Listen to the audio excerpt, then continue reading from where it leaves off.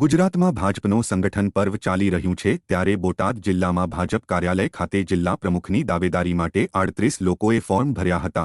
બોટાદ જિલ્લાના પ્રમુખ માટેની દાવેદારીમાં 38 ફોર્મ પૈકી 5 મહિલાઓએ પણ દાવેદારી નોંધાવી છે। ભાજપના કાર્યાલય ખાતે દાવેદારીમાં પૂર્વ પ્રમુખ, મહામંત્રી, માર્કેટિંગ યાર્ડના ચેરમેન જેવા દિગ્ગજ નેતાઓએ પણ પોતાના નસીબ અજમાવ્યા છે।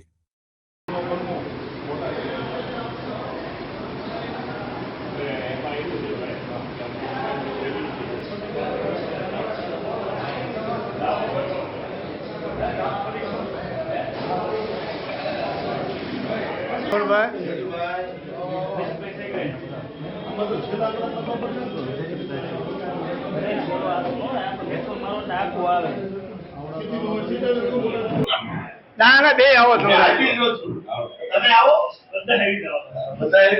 રેડી હાલો પાકું પાકું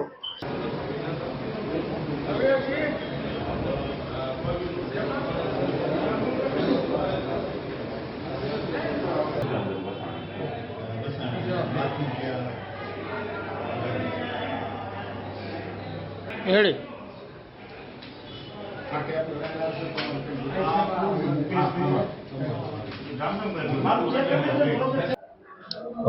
રાજુભાઈ પટેલ પ્રદેશ સંયોજક અને કર્ણાવતી મહાનગરના ઉપપ્રમુખની જવાબદારી સંભાળું છું અને હાલ બોટાદમાં ચૂંટણી અધિકારી તરીકે છેલ્લા 1 મહિનાથી અહીંયા કાર્યરત છું।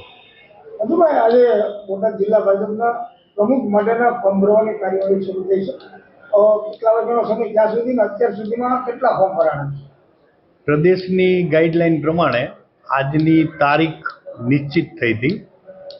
જિલ્લા પ્રમુખ માટેની નિમણૂકોની કાર્યવાહી માટે સવારે 9:30 થી 12:30 અમુક જિલ્લાઓમાં જિલ્લાએ પોતાની અનુકૂળતાનો સમય રાખ્યો હતો, પણ આપણે બોટાદ જિલ્લામાં સવારે 9:30 થી 12:30 સુધી કાર્યકર્તા જેને પ્રમુખ માટે દાવેદારી કરવી હોય એના પાર્ટીએ નક્કી કરેલા નીતિ નિયમ એની જે કંઈ ગાઈડલાઈન છે એ પ્રમાણે કાર્યકર્તા આવે, ફોર્મ લે અને ફોર્મ ભરીને પોતાનો પ્રમુખ બનવા માટેનો વિચાર વ્યક્ત કરે, દાવો રજૂ કરે।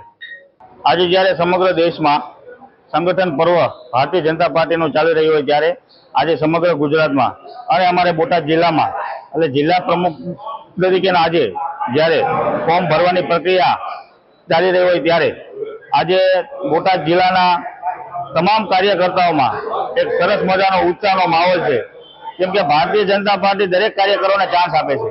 એટલા માટે નાના કાર્યકરથી લઈ અને મોટા કાર્યકર સુધી જ્યારે આજે અહીંયા ફોર્મ ભરી રહ્યા છે ત્યારે બોટાદ ભારતીય જનતા પાર્ટીના જિલ્લા કાર્યાલય ખાતે ખૂબ સારો ઉત્સાહ અને ઉમંગ છે કાર્યકરોમાં